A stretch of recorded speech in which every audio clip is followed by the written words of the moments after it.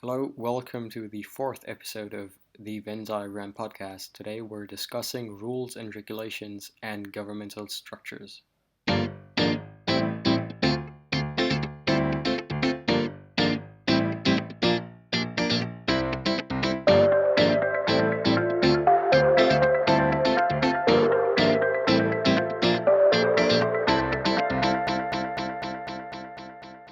So, what are the general rules for fishing in Germany?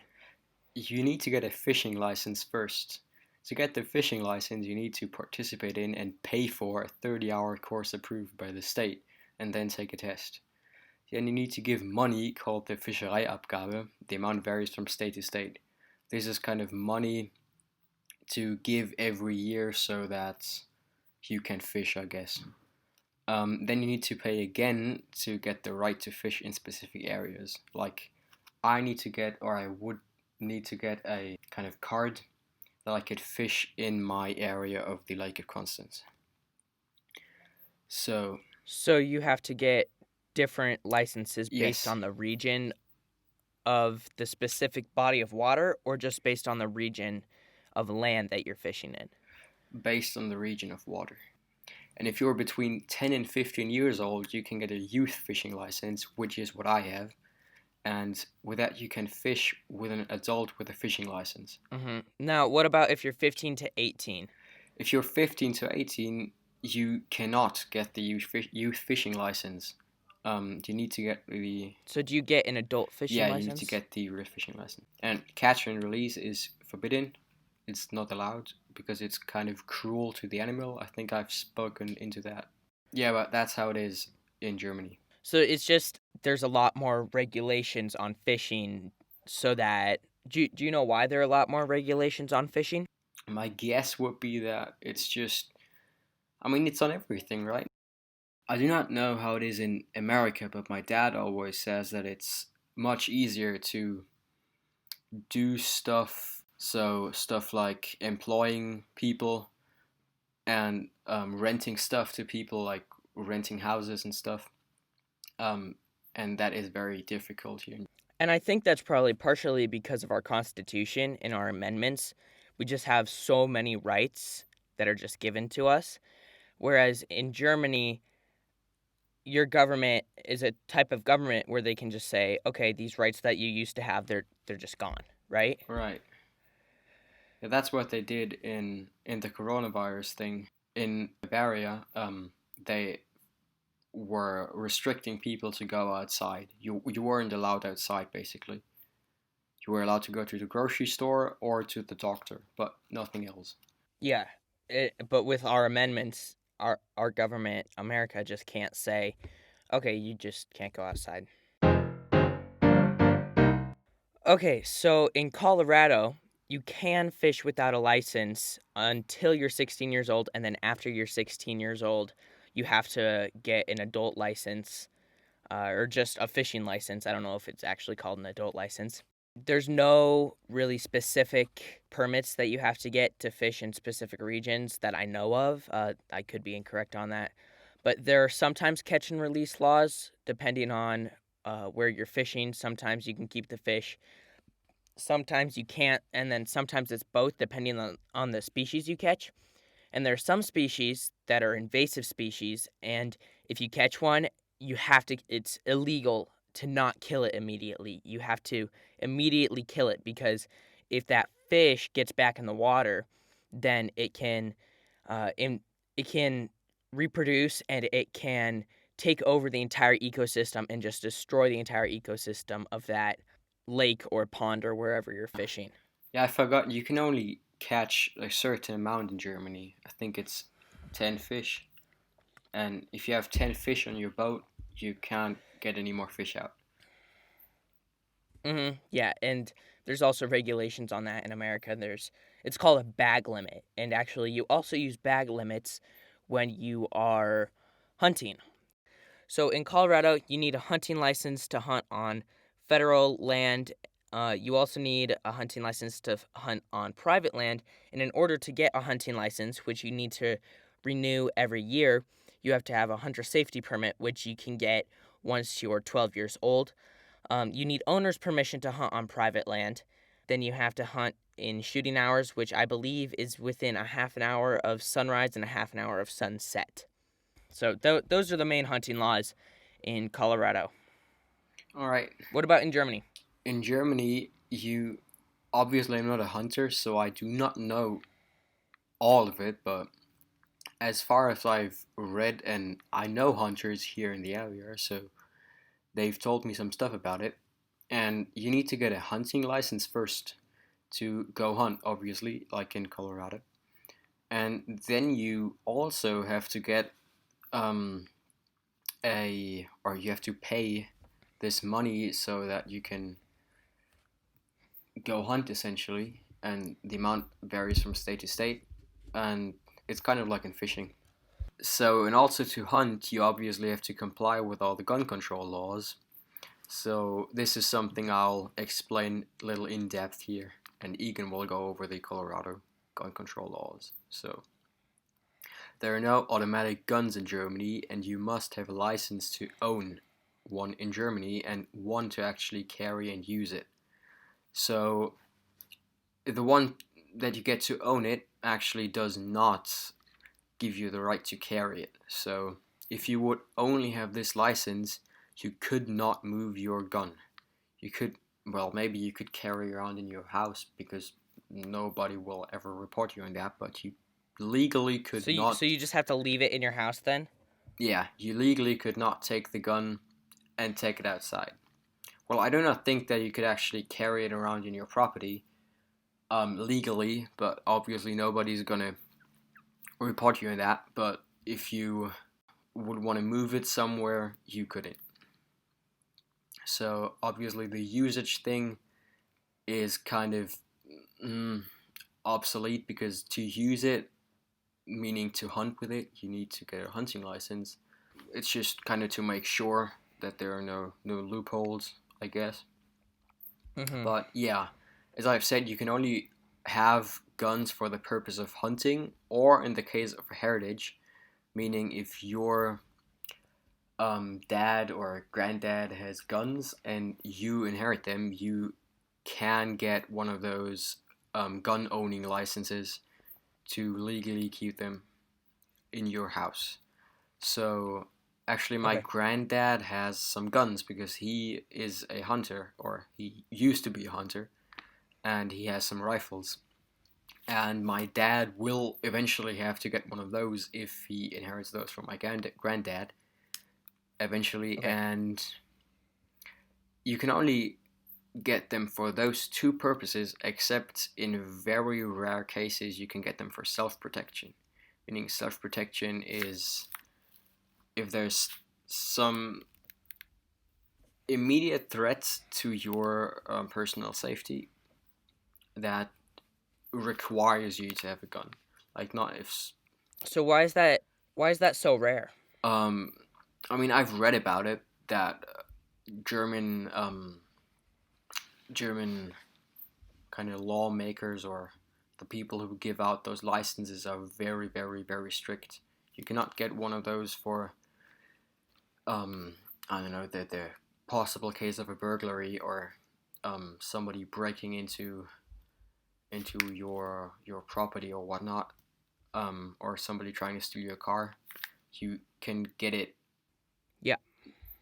only if there's an imminent danger to your safety, like if there would be somebody threatening you, um, and you would actually need to get this, and the court would say yes, you can get it.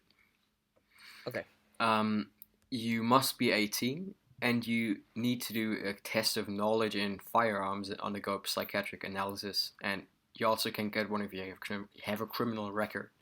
So you kind of go through a background check to make sure you are the person that actually should have a gun and not the bad guy who shouldn't. You have to get insurance backing at least 1 million euros in case of a violation, meaning that you break some laws or hurt somebody or hurt some property or whatnot. Guns must be transported unloaded in a stable, secure, and locked container, meaning the legislation says that you can't get access to it even if you would want to. So that's the legislation on transport, and you need to even get the license for flare guns, pepper spray guns, or fake guns that do not even do anything except for look like guns.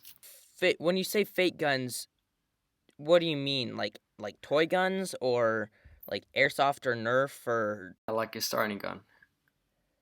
like a starting gun? That's really interesting because like PE teachers have starting guns sometimes in their offices because they teach like a track and field unit or something, and they have them in a school. So if that's considered a gun in Germany, then that's really interesting.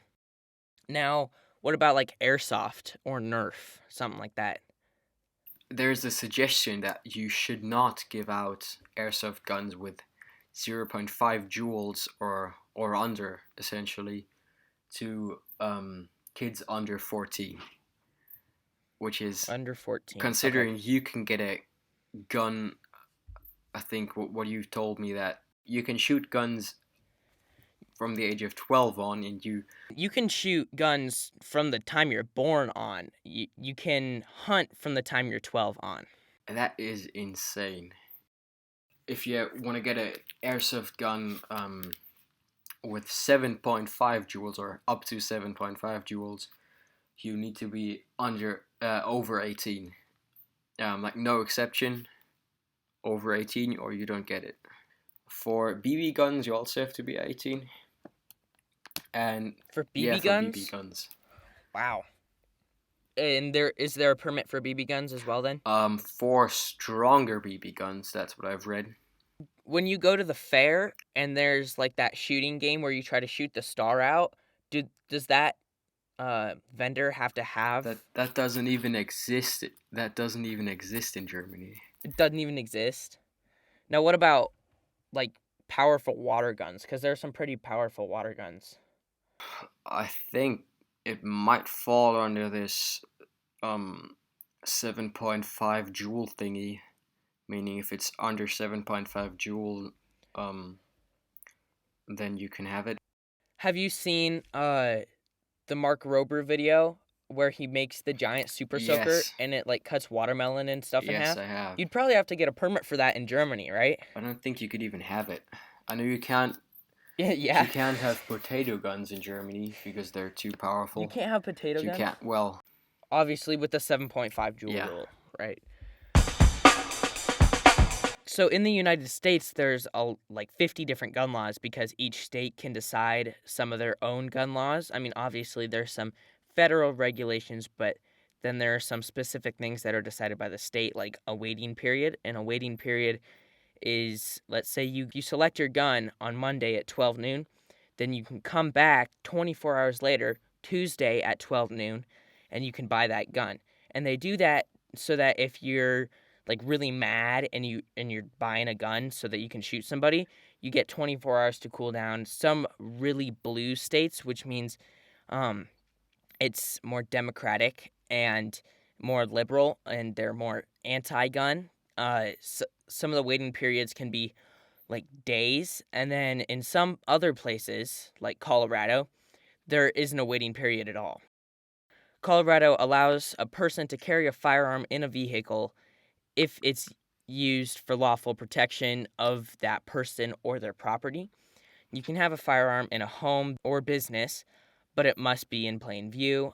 There's a couple of exceptions, like if you're a police officer, or you can get something called a concealed carry permit, and that allows you to carry a gun but not show it in plain view. You can have a weapon with you when you're visiting a Colorado national forest, but if you visit a national park, then you have to follow the federal laws. So that's just like if you commit a state crime, then you go to state district court, rather than if you commit a federal crime like stealing from the post office. Even though it's located in Colorado, the post office is a federal institution, and then you go to federal district court. Parts of that were paraphrased from the Colorado State Patrol Department of Public Safety. Yeah, and parts from my German gun control were from germanculture.com. So speaking of how the government works, how does the German government work? Because you have Parliament and the Chancellor, but I don't really know how either of those work. So as a native German, can you kind of like dumb it down or just give us a brief explanation of how the German government works? Yeah, I'll try my best with it. So first, it's a parliamentary democracy, meaning we elect a parliament for each state and for the whole nation. So for each state, it's the Landesregierung or Landestag or Landtag. And for the whole country, we do have two parliaments and another one which isn't a parliament, but it's called the Bundesregierung. So that will be the kind of pool with all the ministers and the chancellor and the president. Yeah, the parliament, the Bundestag, or yeah, the two parliaments are the Bundestag and the Bundesrat. So the Bundestag is voted by essentially the people. So the people get to decide which candidate in their area, meaning it's called a Wahlkreis, goes to the Bundestag.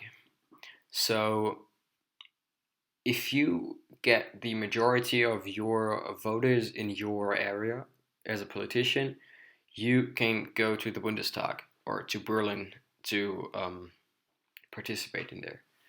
And there's another vote which is cast, and this is for the party.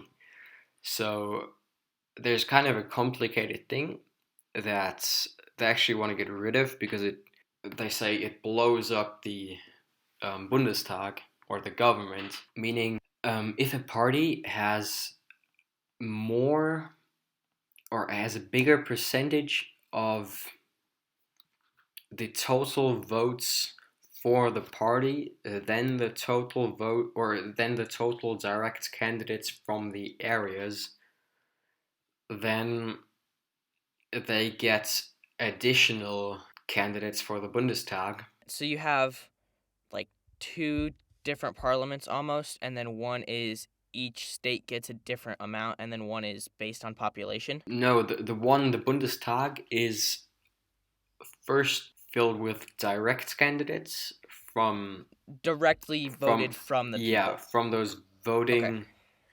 areas, and then there are additional people.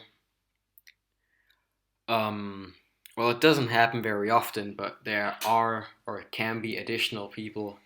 There are 100 right now that you get if your percentage of actual votes is higher than the ones you got from the voting areas. The areas are significantly smaller than the states. We have around 600 of those areas. Rather than the 16 states. Yeah, right? rather than those states.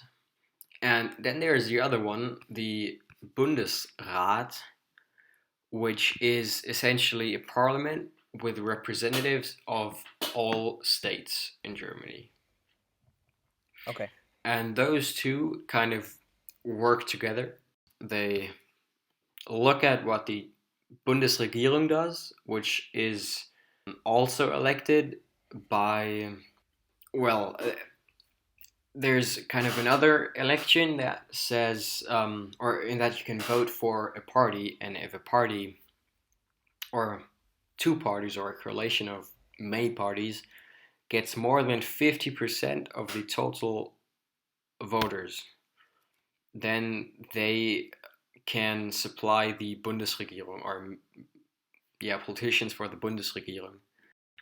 The Chancellor and the President are elected from the Bundestag, which is the one that's from the people or voted from the people. Okay. And the Chancellor and the President kind of rule over the Bundestag, or are the kind of moderators, if you could say that. They elect all the ministers. So the Chancellor suggests them and the President approves them. Okay, so that's kind of the same as with our justices. is the president can suggest a Supreme Court justice, and then the Senate approves that Supreme Court justice. If they don't approve any of the president's suggestions, then they give the president a list of like 10 people that they say, okay, choose one of these 10 people and we'll approve one of them. So it's kind of like that, where the president is like the chancellor, where they suggest them, and then the Senate is kind of like the president, where they approve them. But obviously it's a different position than being a federal judge, but it's kind of the same concept. Yeah. It's kind of a different thing in Germany, meaning that the president in Germany isn't really doing much. He's just kind of the poster figure, if you could say that. Okay, so what's the difference between the president and the chancellor then? So the chancellor has more power than the president, and what the president basically does is just wave everything off. The president has to sign all the laws that get passed by the Bundestag, and well, it's just kind of like, well, not like the Queen, but it's just kind of a guy that's there just waving everything off. And I think they even get a Schloss Bellevue, which is a castle, or well, not a castle, kind of a big building. So the chancellor does lead the Bundestag and also the Bundesrat, if I'm not mistaken. So it would almost be the equivalent of like our House Speaker or the Speaker of the Senate, like the leader of the Parliament then. Kind of, yeah. So the president nominates a chancellor, and then the Bundestag accepts their nomination for the chancellor or rejects it then. Yeah. But basically the Bundespresident is not like a guy that will only nominate people that he likes. It's just he will basically nominate everyone. So it's, as I've said, just kind of a poster figure. So essentially the only people, or the only representatives that the people of Germany elect, are the people in the parliaments, and then the people in the parliaments elect like the chancellor and the president then. Yes, you elect a member of the Bundestag from your area. America is a democratic republic, which means that the citizens, which are called the constituents, elect representatives to decide things for them, because if we had a direct democracy, like ancient Greece did, then we would just get nothing done, because we would just be deciding on bills all the time. So that's why we elect representatives to do that for us. So that is their job. So there's the federal level, there's the state level, and then there's the local level. So that kind of goes like nation, and then state, and then city. So I'm going to go over the federal level or the national level. The federal level is made up of 3 branches. So that is the legislative, the executive, and the judicial. The legislative branch makes laws. So the legislative branch is made up of the House and the Senate. So the reason we have 2 different Congresses is because the Connecticut Compromise, which is also sometimes called the Great Compromise, was to have 2 different things, 2 different parts of the legislative branch. One was the House, one was the Senate. So the House has 435 people, and every 10 years they divide up the House, and they say, okay, this state has this many people, this state has this many people. So they do it with ratios, and then the Senate, which is made up of 100 people, every state gets 2 people. So using the Great Compromise, or the Connecticut Compromise, we combine the Virginia Plan and the New Jersey Plan to make our Congress, which is made up of the House and the Senate. The executive branch enacts laws, so that's the president and the cabinet. So the president has a lot of different powers. They can veto bills or laws, which means if Congress decide to make a law and the president doesn't like it, or they feel like it'll hurt their political agenda, they can just say no. However, if Congress really want to pass that law, then they can override that veto if they get a 66% vote. So the cabinet is like the post office. There's been a lot of controversies with that lately in America. Just the different government agencies are a part of the cabinet. The judicial branch is the justice system. So that would be all of the court. There's two different types of courts. There's criminal court and there's civil court. So civil court is when two people like disagree. So if there's a divorce or I believe suing somebody is considered a civil court. So everything within civil rights. It depends because some civil rights are like violence and that would be criminal court. So anything that is like a disagreement. Does that make sense?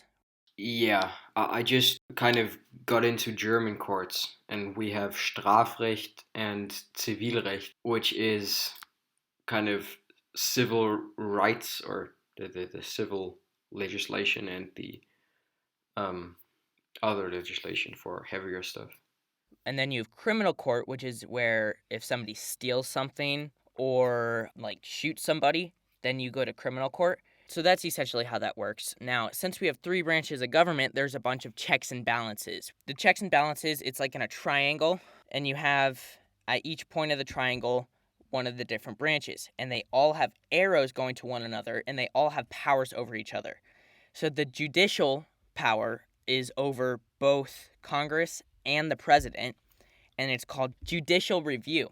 That's an enormous thing. They can independently determine laws, and they can also review people in the executive and legislative branches. The president has power over Congress because they can veto, but Congress has power over the president because they can override a veto with a 66% vote. The president has power over the judicial branch because they are the ones that nominate the judges to go into the Supreme Court. So the president has power over the judicial branch, and then Congress has power over the judicial branch because they're the ones that confirm justices that are going to go onto the Supreme Court. So there's, I think, 17 or 19 checks and balances that go back and forth, and they all have different levels of influence and stuff like that.